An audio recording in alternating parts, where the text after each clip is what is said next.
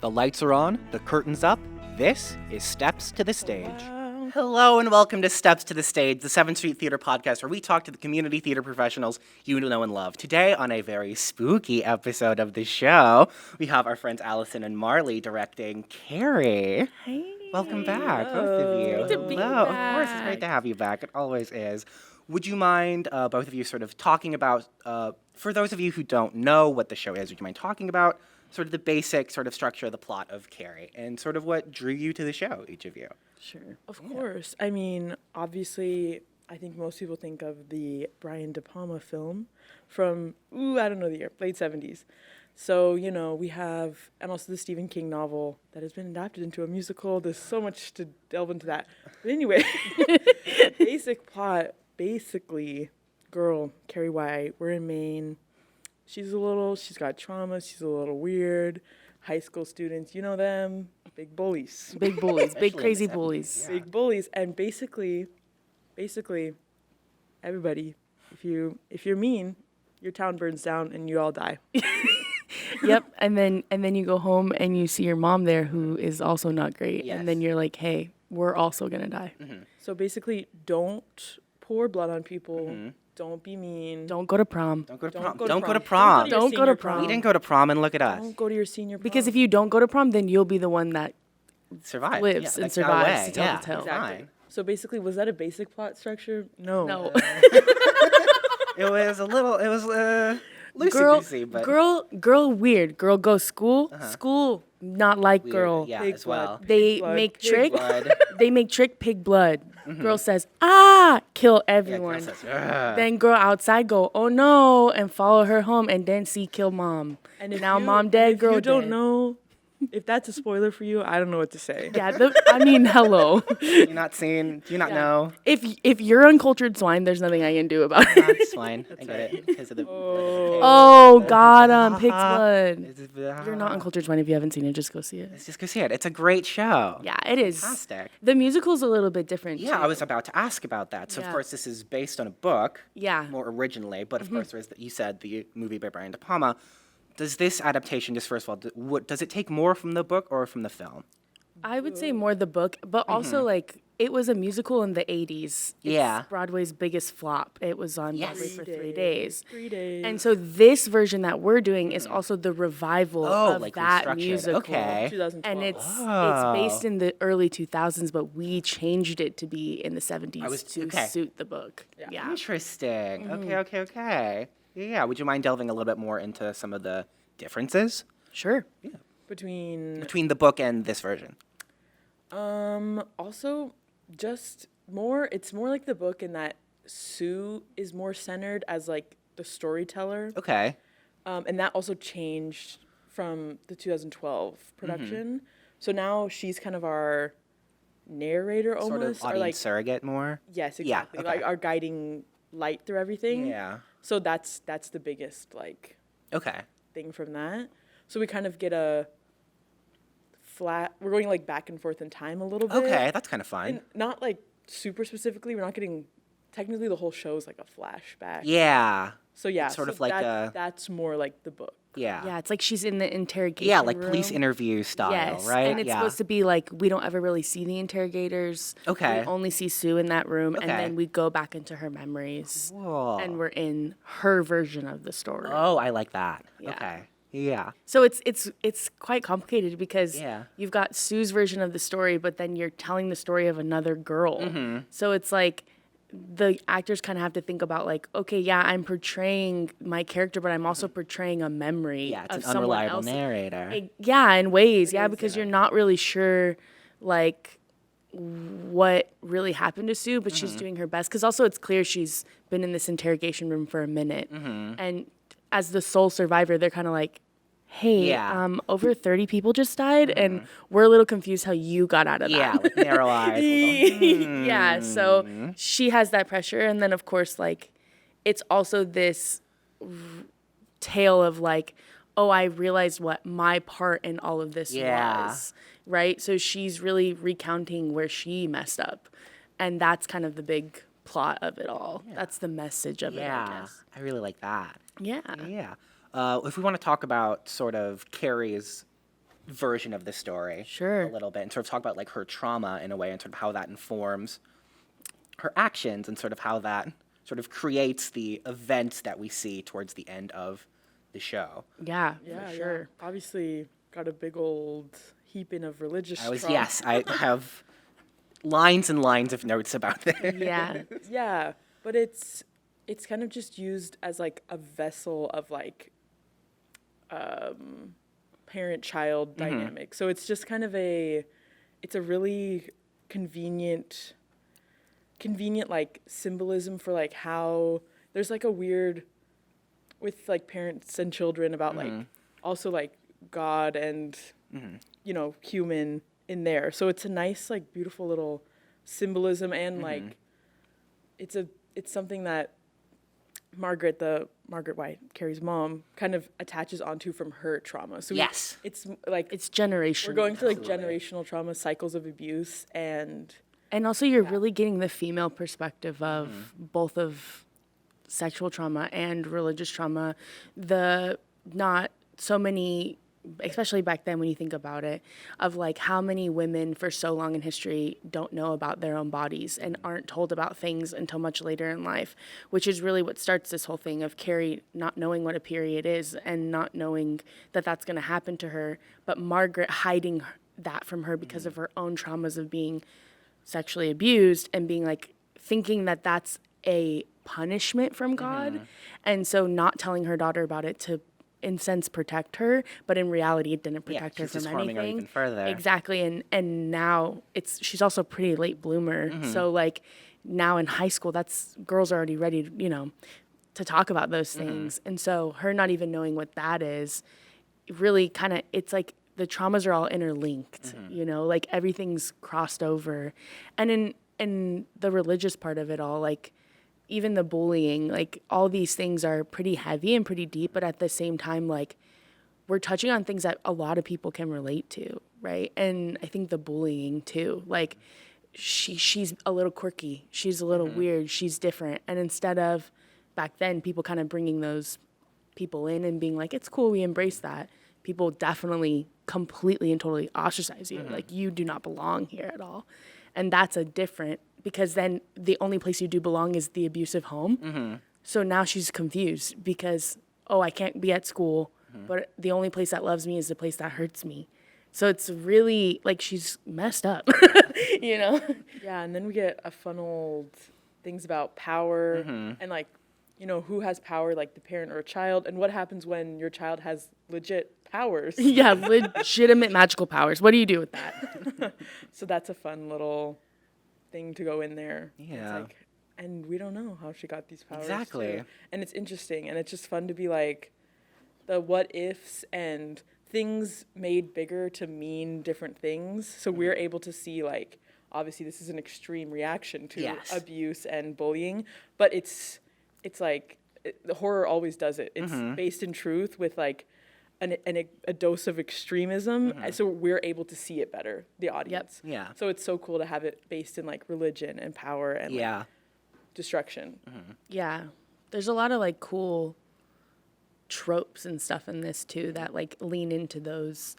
We go more extreme with the tropes. Oh, so okay. you can see them better. Okay. Duh. That's a good way to say it. See them better. Yeah. Ooh. I like that, Interesting. Marlee. Yeah. Thanks. You mentioned sort of at the aspect of her power, we don't really know where it comes from, but her mother certainly seems to think that she does, especially going back to what she thinks is sort of a punishment for her existence, and that comes back in when she reveals sort of the truth of her birth and sort of copulation in a way. Yeah. Yeah. Yeah, you are the love I was betrayed for. One of the Exactly. hardest lyrics to hear in Margaret White's song. Like, it's so crazy because it's so it's so codependent in its own sense. You know, yes, she loves her daughter, but her daughter was born out of a really traumatic situation for her.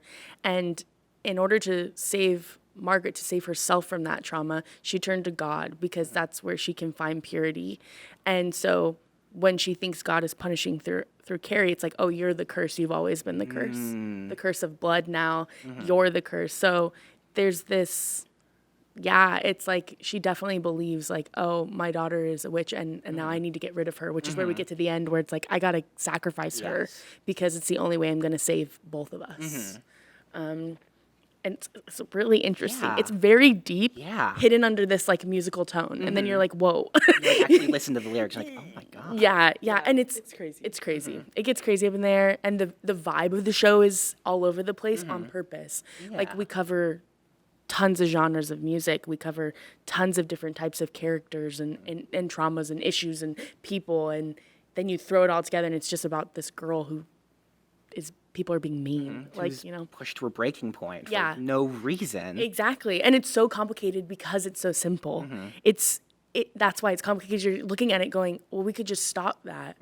Why did this have to happen? And that's kind of the whole message of the story, right? Yeah, it's like, what can humans make true? Like, Yeah. like is Margaret or everyone's like feelings, or the idea of, obviously we can't make someone have telekinesis, but like if someone believes something so strongly that like it is a curse and like she's terrible, it almost like manifests into something real. Or we like have so many feelings about Carrie, it manifests into something. So it's just interesting with like, what if humans had the power with our thoughts and feelings to make something true? Like if someone believes Carrie's a monster or like from the devil or whatever, then like, did Margaret make it true? Or did Carrie make it true herself by thinking that? So like that's Or maybe it's both.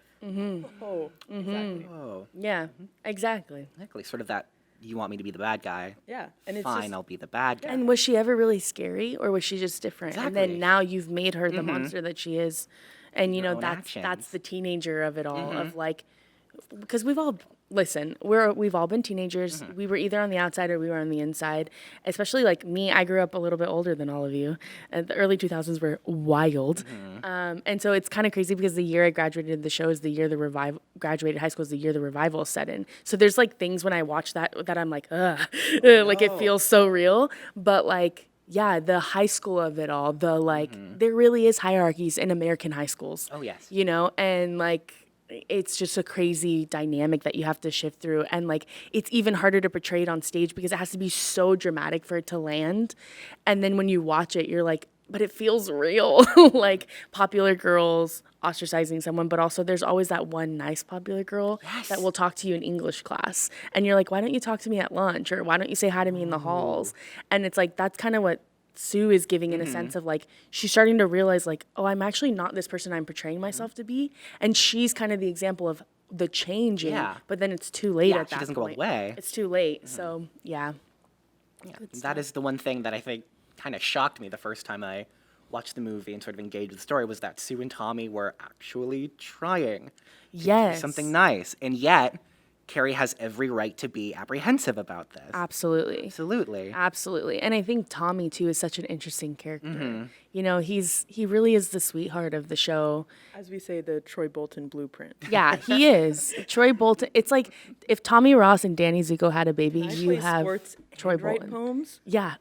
Poetry, words, and our amazing actor Nate, he always is like, when we do stuff, he's always like, Tommy run. Tommy like poet, you know? And it's like, that's so real because in a sense he is kind of like, yeah. And then that's it, you know? But he has this sweetheartness that there's an innocence to him that Carrie sees in him. And that's why she can trust him a little bit more than the girls, I think. But it's, you know. And that's why I always love, like, sometimes people get so defensive about, like, oh, like in Romeo and Juliet, like, they didn't have to take the potions, like, they didn't have to, you know, like, go through this whole thing to, like, pretend you're dead or whatever. But, like, what makes it a tragedy is that it is preventable. I love that so much. What makes it a tragedy? Yeah. Absolutely. Oh my gosh. So moving on from sort of the plot and details of the show into the actual production of it, again, both of you are directors. Would you mind sort of talking about, you've mentioned, of course, Nate, wonderful Nate in your cast. Would you mention talking about some of the other people in the cast and what the casting process was like for both of you? Yeah, definitely. Yeah, the casting process was fun. Yeah. It was really fun. It was cool because, you know, we didn't know what kind of crowd this show was going to bring out. We haven't really done anything like this in a long time, I would say. It's a horror musical we haven't really done. And then, I was seeing that Carrie's kind of been buzzing around on social media and stuff the last year, and kind of grabbing attention. And so it was like, okay, are we going to get new people? Are we going to have some veterans come back? Like, what's going to be? And we got a really good mix of both. And it was actually a really crazy process. It's always you never know what's going to walk into your room. And for us, we always do like a monologue and a song. So we got to see them act a little bit before, bring them to callbacks, do the whole thing. But it was more like which people are going to work with what. I mean, our callbacks lasted a while. We had this show is vocally insane because you cover so many genres. You have that opera style-esque musical theater, and then you have this like really like rugged, weird, like sound for Carrie. Like it just kind of covers so many different vibes. And then there's like the 80s ballad that they kept from the original and just like threw it in there, and you're like, this is so 80s, it's crazy. But it's perfect. And so we really kind of had to be very tedious about the vocal parts of it all. But in the end, we ended up with a really solid cast. And I think we almost casted pretty much everyone who auditioned. Oh no! Wow. We had a low boy count coming in, but you know what? It didn't even matter. The boys that we have are so strong, and we have female actors playing male characters, and then they're really stepping up to the plate in the sense of like giving it all they've got. And they're just a really great cast together. They're very different. We have a new. Our lead is Erin, and she goes by Ronnie in our cast, but she is a star and she's amazing. And it was really great to see someone we've never seen before have the confidence to come out and be like, boom, Yeah.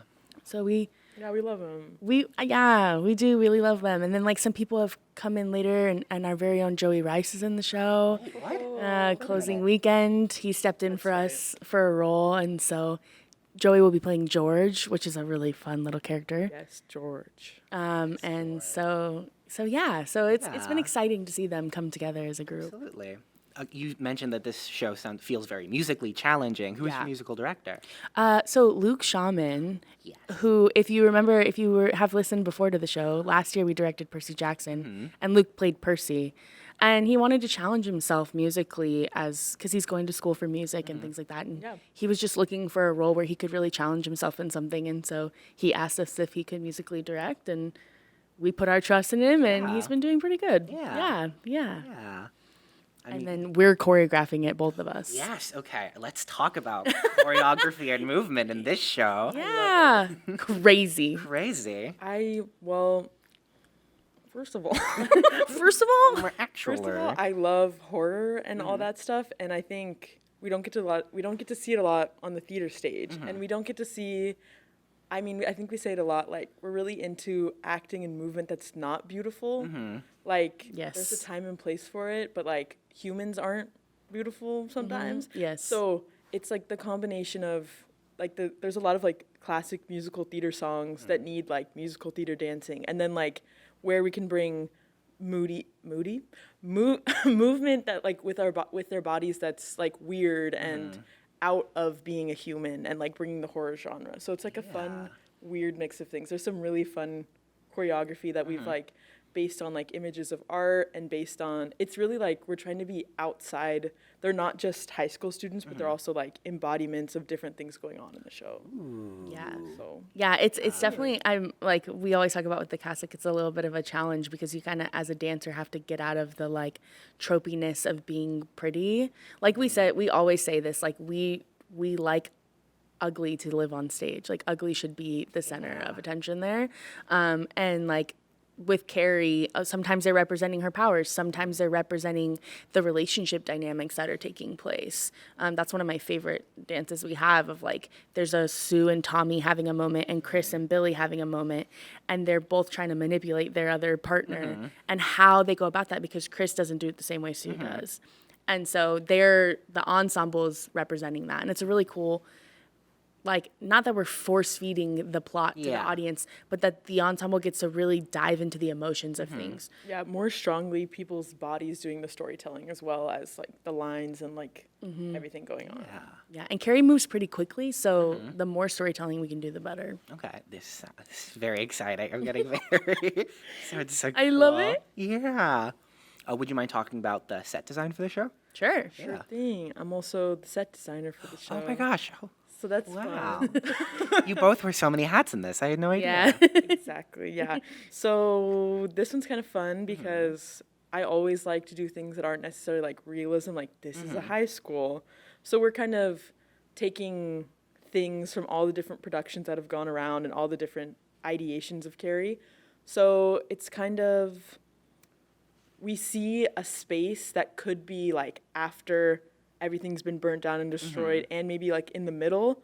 So it's not exactly a high school, but not exactly ruins. Whoa, not exactly ruins. And then we have some fun stuff that I won't reveal yet. Oh, she wants to hide things. Gosh. Okay. But basically, the set will also be doing a lot of storytelling. Okay. Yeah, this set is definitely a character in itself. I love that. Yeah. Were there any specific challenges in set design that you had to sort of overcome, or was it Yes, smooth and we're sailing? still about to have to overcome it. Okay. Yes. 'Cause- Because we have a lot of, obviously, Carrie has telekinesis, so that's fun.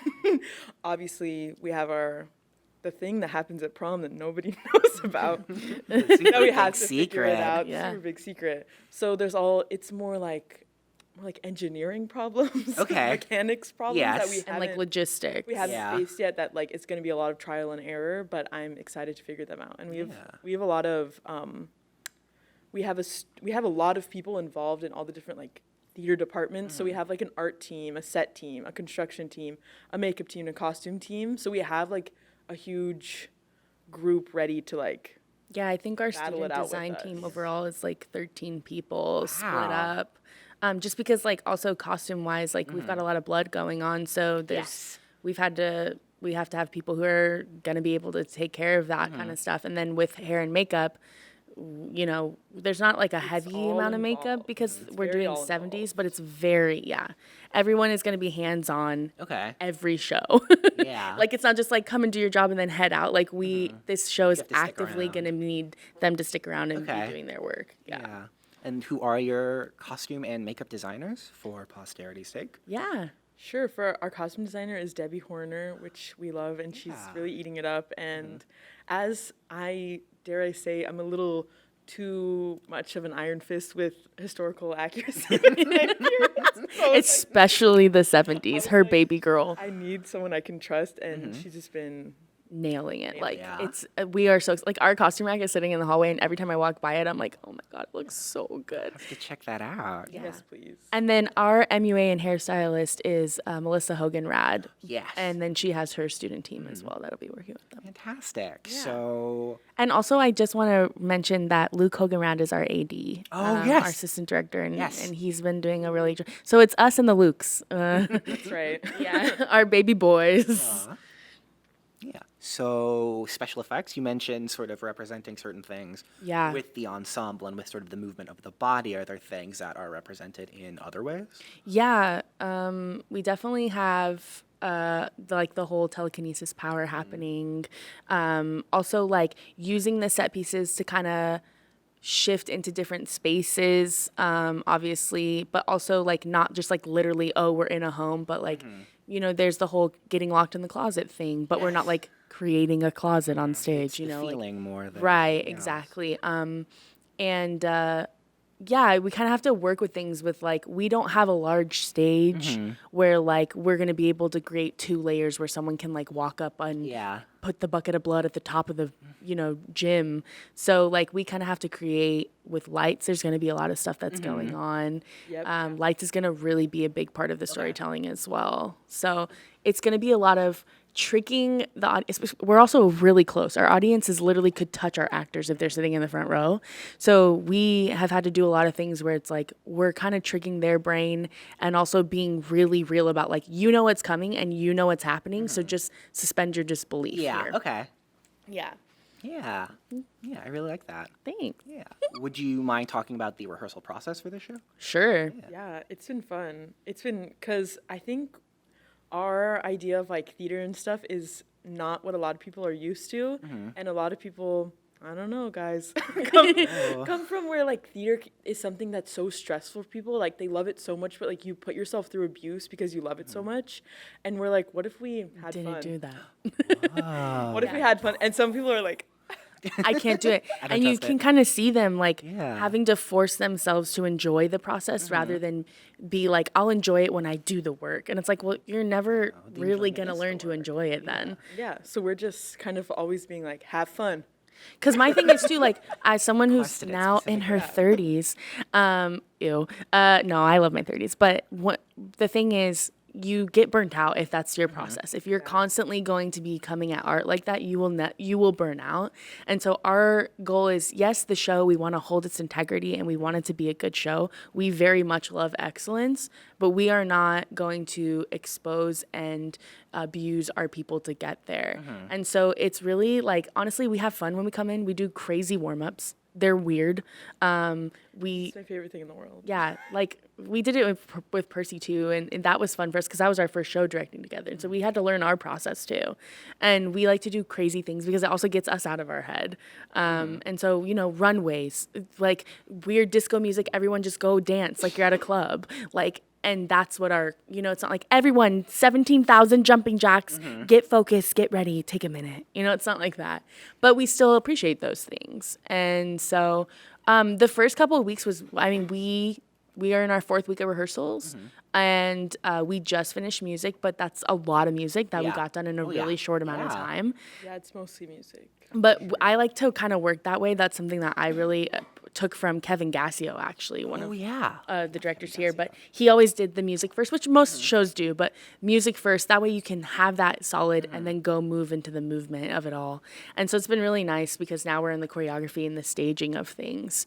But, we're a shared space, so it's kind of like, okay, we're going to do all of this, and then it'll probably change once we have our entire set and all the...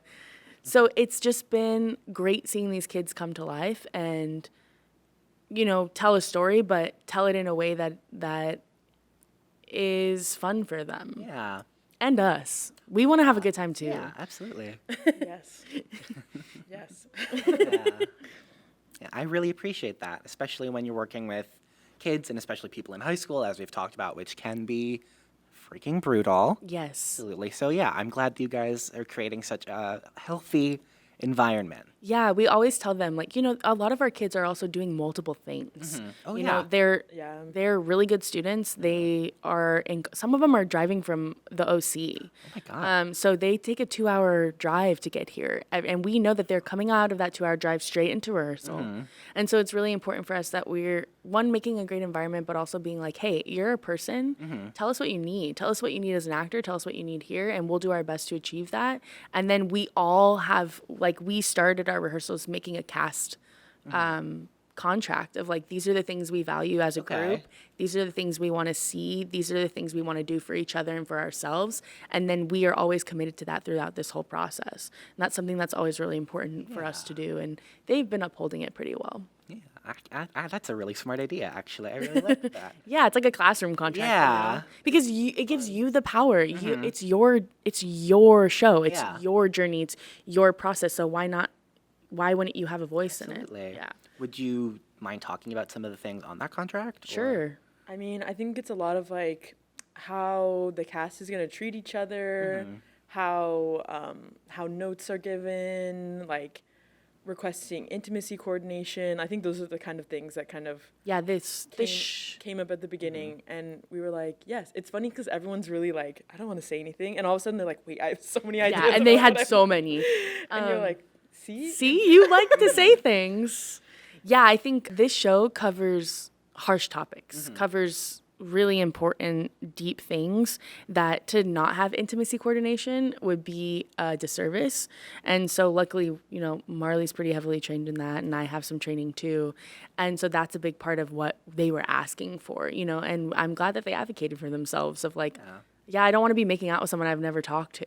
yeah, especially in our stage, which is like there's people right there. Oh, Yeah. You're going to turn your head while you're making out and see somebody And it's going to be staring at your you. dad. Yeah. He's gonna be, And he's gonna be like, right?